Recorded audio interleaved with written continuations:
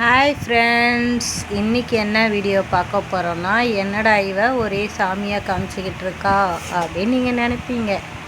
ஆமாங்க, சாமி செய்கிற வீடியோ தாங்க இது. இவங்க இந்த மாதிரி சிலையெல்லாம் காமிச்சு இந்த மாதிரி நாங்கள் சிலை செஞ்சு தருவோம்னு சொன்னாங்க.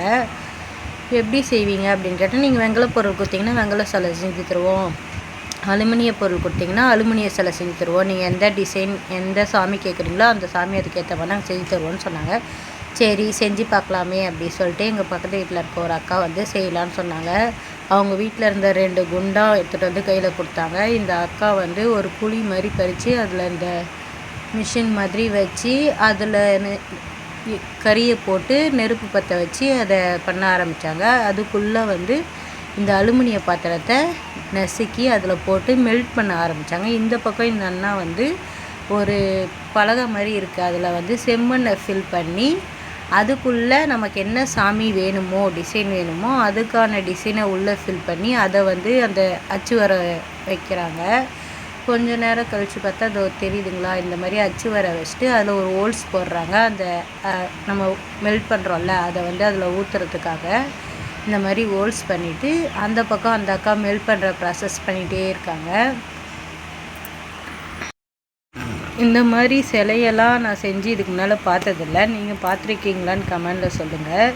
இதை பார்க்கும்போது உண்மையிலே கொஞ்சம் சந்தோஷமாக தாங்க இருக்குது. ஏன்னா நம்ம செஞ்சு அதை நம்ம பூஜை ரூமில் வச்சு நம்ம அதை வணங்க போகிறோம் அந்த தெய்வத்தை அப்படின்னும்போது அதில் ஒரு தனி சந்தோஷம்தான். இதெல்லாம் அப்போது பண்ண கலை இப்போல்லாம் யாரும் பண்ணுறதில்ல. இது இங்கே பண்ணவே எனக்கு அது ஆச்சரியமாக இருந்ததுனால தான் நான் வீடியோ எடுத்து போட்டேன்.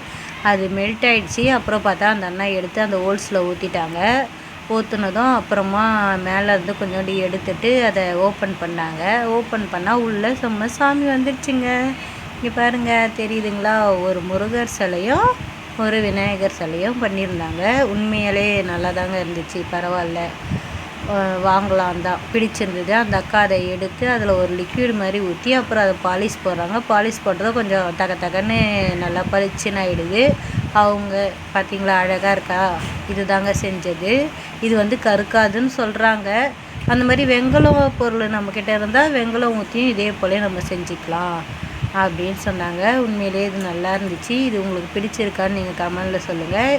இந்த மாதிரி ப்ராசஸ்லாம் எங்கே பண்ணுறாங்கன்னு தெரியல. இவங்க வீடுகிட்ட வந்தாங்க, அதனால் அவங்களும் பண்ணிக்கிட்டாங்க. அதை நான் வீடியோ எடுத்தேன். எனக்கு இது பிடிச்சிருந்ததுனால நான் வீடியோ எடுத்தேன். நீங்கள் இது மாதிரிலாம் பண்ணுறீங்களான்னு கமெண்டில் சொல்லுங்கள்.